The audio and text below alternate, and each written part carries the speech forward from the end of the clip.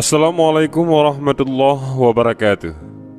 Dibangkitkan dalam keadaan buta, inilah 10 kelompok manusia saat hari pembalasan. Pada saat sangkakala ditiup pada tiupan pertama, maka berguncanglah bumi dan langit. Pada saat itu juga, maka semua makhluk, baik yang ada di langit dan di bumi, akan merasa panik dan ketakutan. Bumi berguncang dengan guncangan yang dahsyat dan gunung-gunung berterbangan. Kemudian pada tiupan kedua, maka seluruh makhluk yang bernyawa pasti akan mati, baik itu manusia, jin, bahkan malaikat. Bahkan dikisahkan, malaikat Israel juga akan mati pada tiupan kedua ini.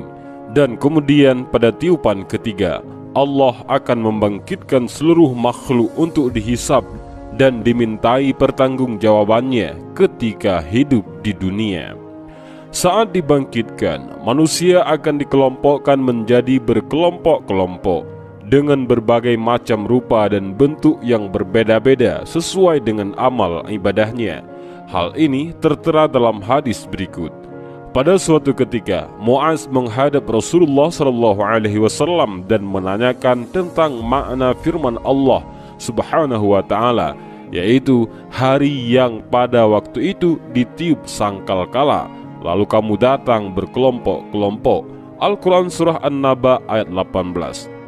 Mendengar pertanyaan tersebut, seketika Rasulullah mendadak menangis tersedu-sedu sehingga pakaiannya basah karena air mata. Kemudian Rasulullah SAW berkata, "Wahai Muaz, pertanyaanmu sangatlah dalam tentang urusan yang sangat penting." Saat itu umatku dihimpun menjadi beberapa kelompok. Dan berikut 10 kelompok yang membuat Rasulullah SAW menangis tersedu-sedu. Kelompok pertama, umatku dibangkitkan dari kubur tanpa tangan dan kaki. Hal itu disebabkan pada masa hidupnya ia selalu mengganggu dan menyakiti tetangganya. Keadaan seperti itu adalah balasan bagi mereka dan neraka adalah tempat kembali mereka. Sebagaimana firman Allah Subhanahu wa ta'ala yang menyuruh kita untuk saling berbuat baik. Sembahlah Allah dan janganlah kamu mempersekutukannya dengan sesuatu pun. Dan berbuat baiklah kepada kedua orang ibu bapakmu, karib kerabat, anak-anak yatim, orang-orang miskin, tetangga yang dekat dan tetangga yang jauh, teman sejawat, Ibnu Sabit, dan hamba sahayamu.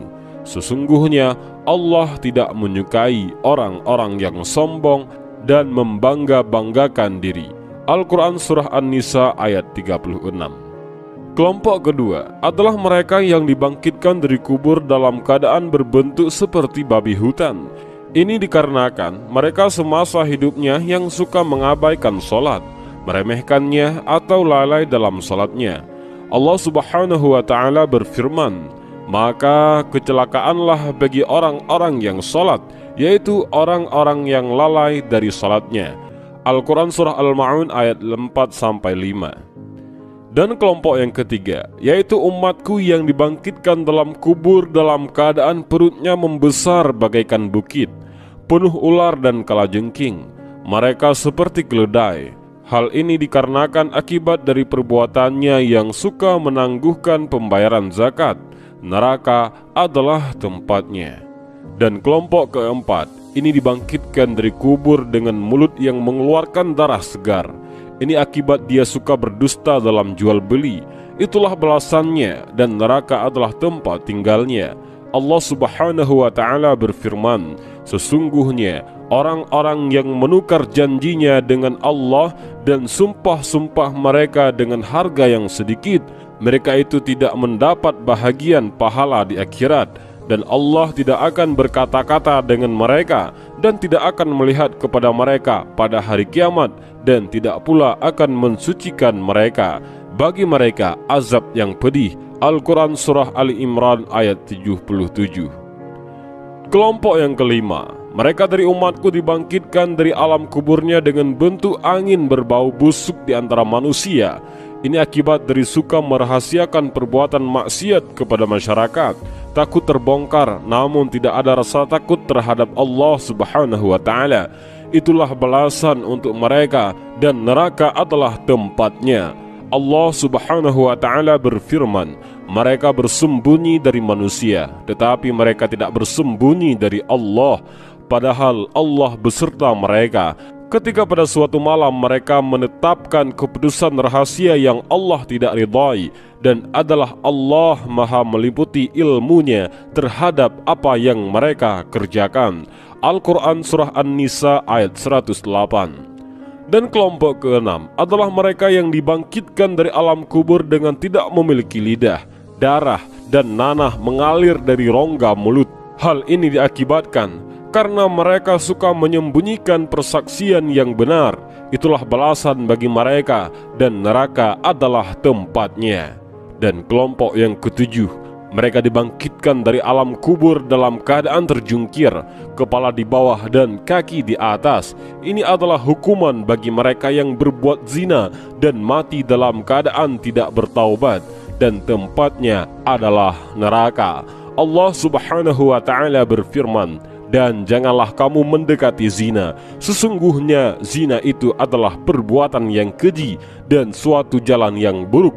Al-Quran Surah Al-Isra ayat 32. Kelompok ke-8, mereka dibangkitkan dari alam kubur dengan wajah yang hitam, kedua matanya biru, dan perut penuh dengan bara api. Ini karena mereka menyantap harta anak yatim dengan cara yang tidak sah. Allah Subhanahu wa Ta'ala berfirman, sesungguhnya orang yang memakan harta anak yatim secara zalim, sebenarnya mereka itu menelan api sepenuh perutnya, dan mereka akan masuk ke dalam api yang menyala-nyala ataupun neraka. Al-Quran Surah An-Nisa ayat 10. Kelompok ke-9 adalah mereka yang dibangkitkan dari alam kubur dengan marat dan hati yang buta. Giginya terlihat seperti lembu jantan, bibirnya menjulur ke dada, lidahnya memanjang sampai perut, bahkan ada yang sampai ke paha, sementara kotoran yang mengalir dari perut mereka.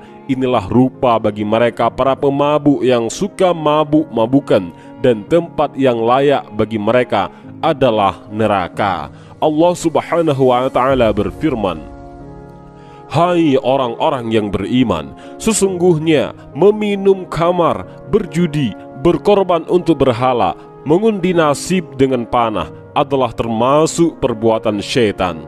Maka jauhilah perbuatan-perbuatan itu agar kamu mendapat keberuntungan. Al-Quran Surah Al-Ma'idah ayat 90. Kelompok ke-10, mereka dibangkitkan dari kuburnya dengan wajah yang bercahaya seperti sinar bulan purnama melewati Sirat Al-Mustaqim, secepat kilat menyambar angin, seraya mendengar suara dari sisi Tuhan. Mereka adalah orang-orang yang melakukan amal kebajikan, menjauhi segala kemaksiatan, rajin memenuhi panggilan salat, dan mati sesudah bertaubat. Maka ganjaran mereka adalah pengampunan, rahmat, dan ridha, serta surga dari Allah Subhanahu wa Ta'ala. Dan demikianlah keadaan manusia ketika menjelang dihisapnya. Maka dari itu, mari kita jauhi segala hal yang dilarang oleh Allah Subhanahu wa Ta'ala, dan menjalankan apa yang Allah perintahkan kepada kita, agar kelak di akhirat kita mendapatkan perlindungannya Allah. Amin ya rabbal alamin. Dan demikianlah video singkat ini, mudah-mudahan ada manfaat bagi kita semua. Amin ya rabbal alamin. Wallahu a'lam bissawab. Assalamualaikum warahmatullahi wabarakatuh.